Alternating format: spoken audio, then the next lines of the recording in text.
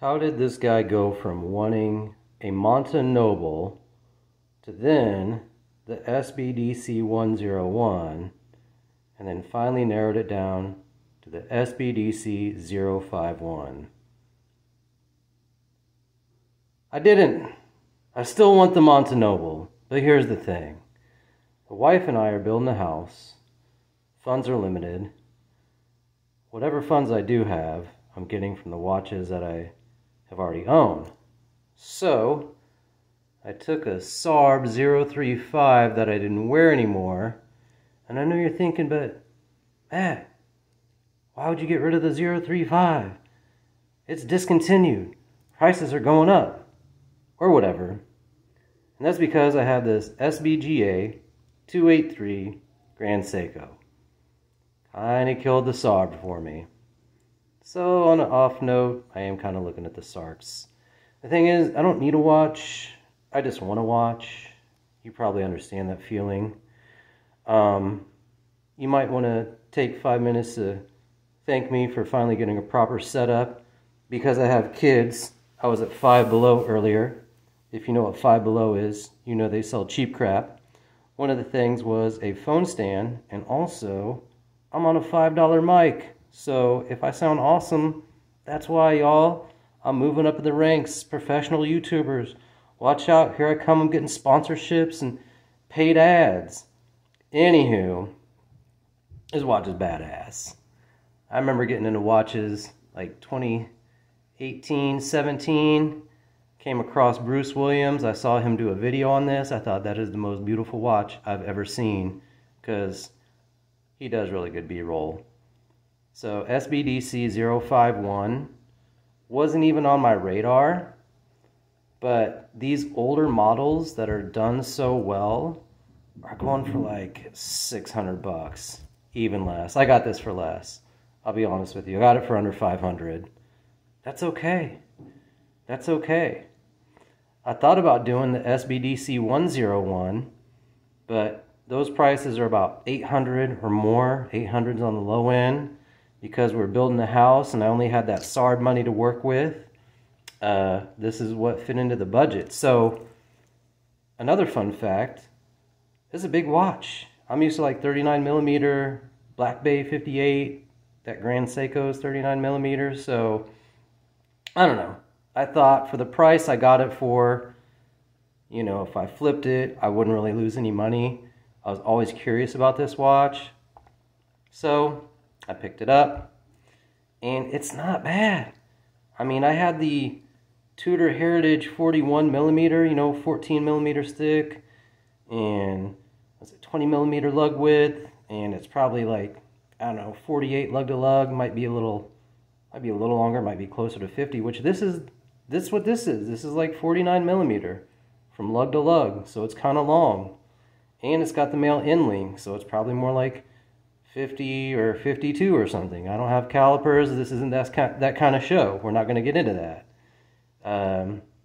Diameter is like, what, 42.8. I've heard 42.5. I've heard 43. I mean, it's definitely close to 43. It feels bigger than a 42 a little bit. But man, it does wear so well.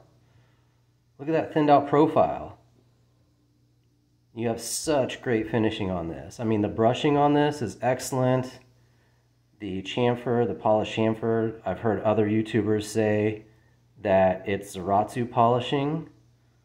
Well, let's see. Let's see. Is it as crisp as this? Like, how do you even tell? You know? I'm trying to like hold my mic and do this at the same time. I don't know if this is going to work. But how do you even tell? It's hard to tell. It's going to be hard to tell in this video. I don't know. They both look good to me. But I'll tell you what. For the money I paid for this dude, less than 500, you know, kind of got me looking at the SBDC 061, I believe, which is like the Marine Master 200. 44mm, but everybody says it wears more like a 42. well, you guys can see a lot better videos about this watch and what I'll produce, but as far as my thoughts on it, man, I love that dome sapphire crystal and seeing those distortions, all the angles. And if you see this guy outside in the light, it really is amazing. But one thing I would mention is like, so look at the hour markers, the indices there. Look at the light shining off of them. And this is just in my gym. You know, this is some overhead lights. Got some lights from the side. Windows open. There's decent lighting in here, but look at those. Look at those indices, right? Not gonna lie, looks a lot more expensive than it is. And you compare it to, you know, this Tudor. You know, I got this for like $3,500 basically. Love that dome sapphire crystal. I mean, it just doesn't look as sharp, I don't think. It kind of makes this one look dull. So like, this is my mature, fancy, dress diver, 39 millimeter. Hardly feel like I'm wearing it. I've been doing like 40 millimeter and under for a while now. But jumping to this, you know, darn near 43 for the SBDC 051, yeah, man, like, it's not bad. Let me show you the difference on my wrist here. Set my mic down.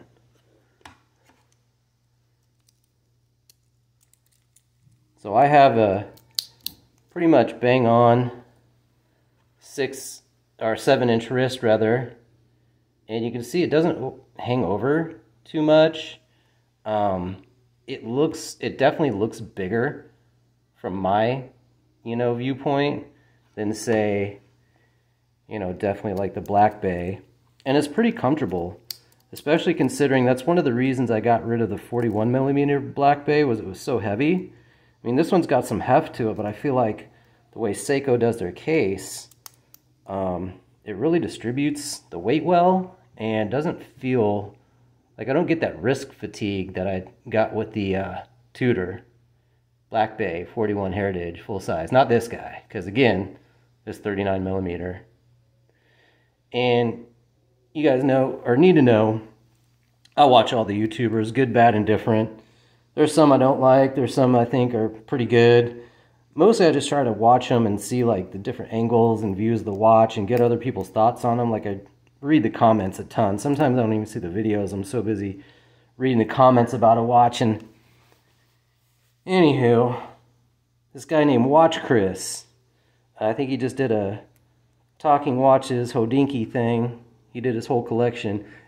Didn't once do a wrist check and show the watch he was wearing. I thought that was lame. Anywho, he had a video, came out, I want to say today, and today is the 4th of September 2022, and he's talking about smaller watch sizes making a comeback, and I'm like, that's great, because now that I've had this with the die shield coating and the really great finish work and everything, I'm thinking like, man, let's look at some old, you know, a couple years older Seikos that are maybe some hidden gems, like the SBDC061, any of the Sarkses, which are typically like 40, 41-ish millimeters. I don't know all the reference numbers except like the 045. It's that pinstripe dark blue with the black, sort of like an onyx on the crown. It's cool, I guess. But I was sort of thinking maybe, I think it's the 077, which is the baby grand snowflake, and then there's a black dial one. I don't know. I still want a Monta Noble anthracite dial. You know, do I need it? No. Do I want it? Absolutely. You know, one thing I'm definitely hurting for in the collection is probably some divers.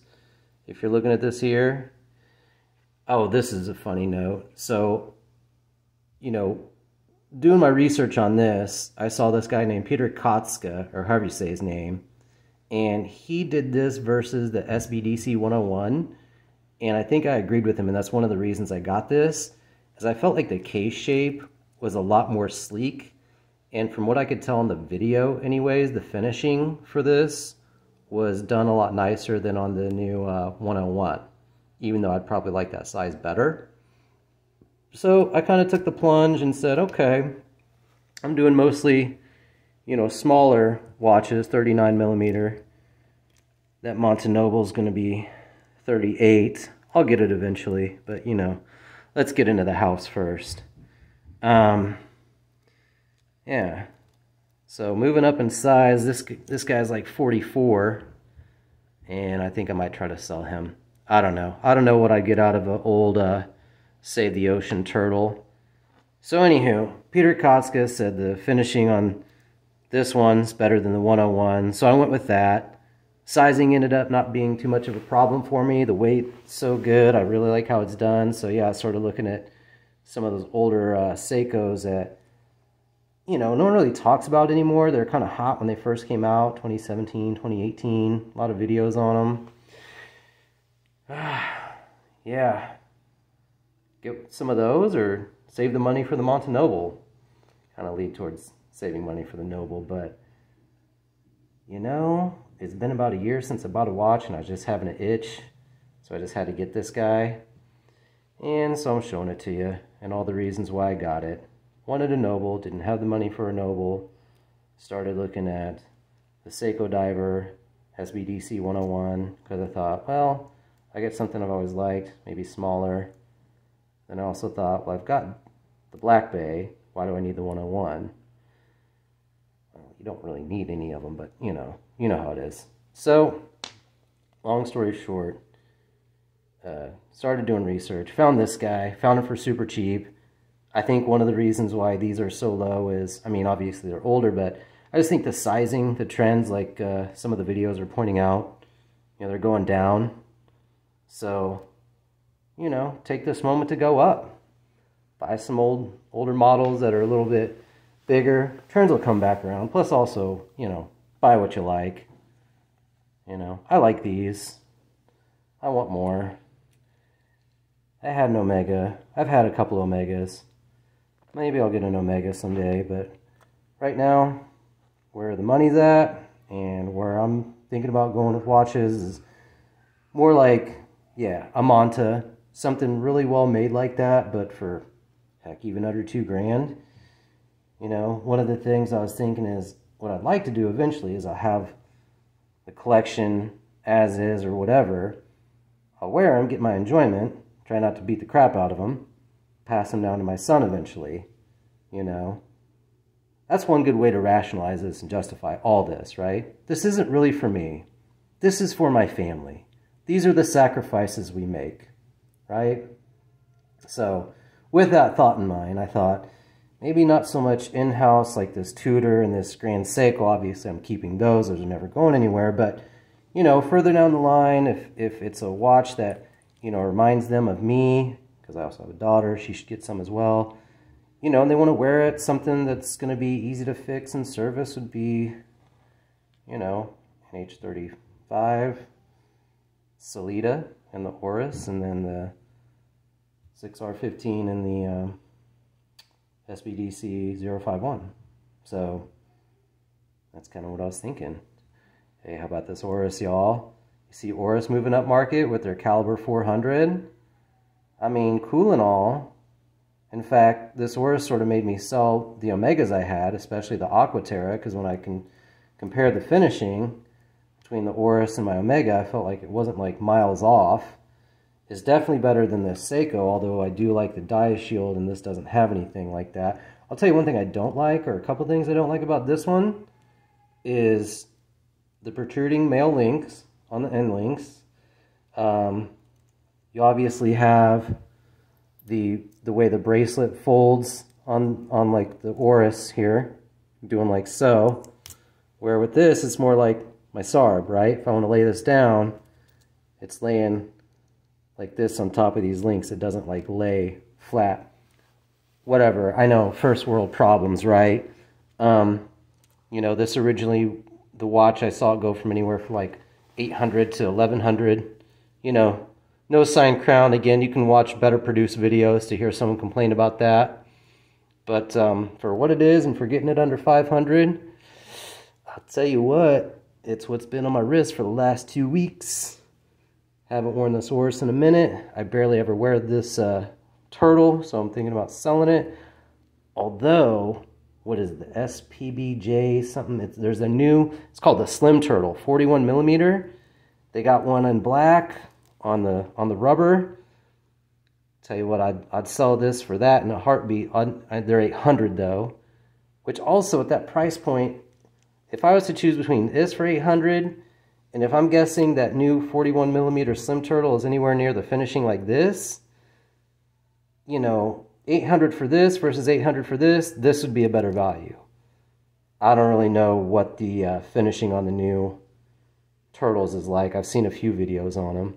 Oh yeah, also, it's got a little rattle to the bracelet, you know, whereas, Tudor does a little bit, but this one I hear it more, especially when I like flip my wrist and get it, because I wear it kind of loose, get it right up top again, you know.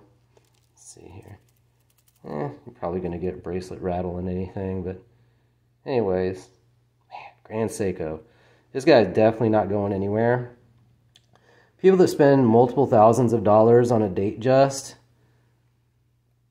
I mean, feel free to go off on me in the comments, but I don't get it. If I had a choice between this guy and a Datejust, the only thing I'm really missing at this point, because of my age and my eyesight, would be the Cyclops.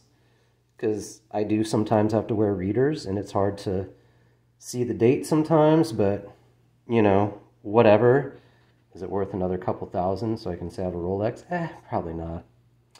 Anywho, y'all, thoughts for the day. Smaller watches coming back in style. Good time to get the bigger ones for cheap, because nobody wants them anymore because it's not in style. And also some of these older classics. SBDC051.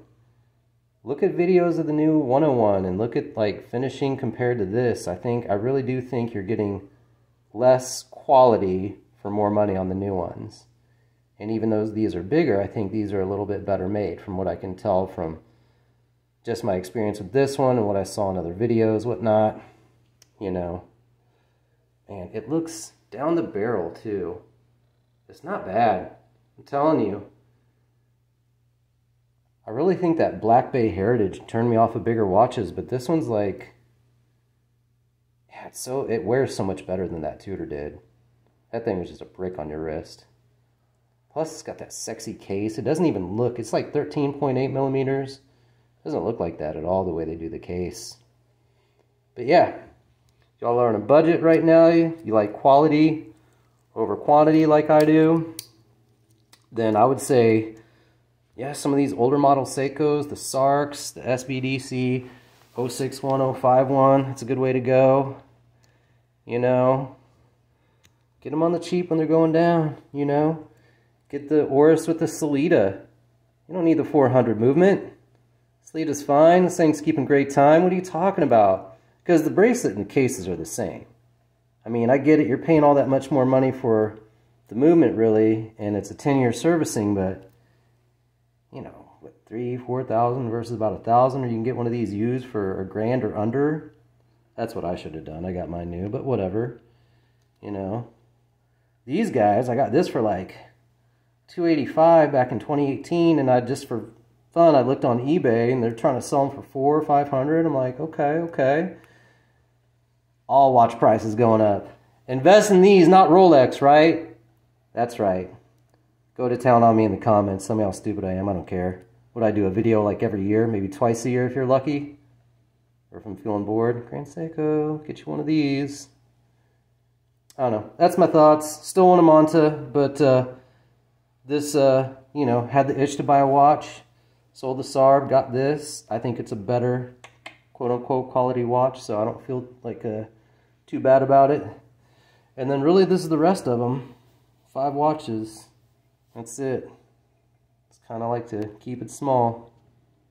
Alright, nerds. SBDC051. That's what this video is about. Lap it up in the comments. Later.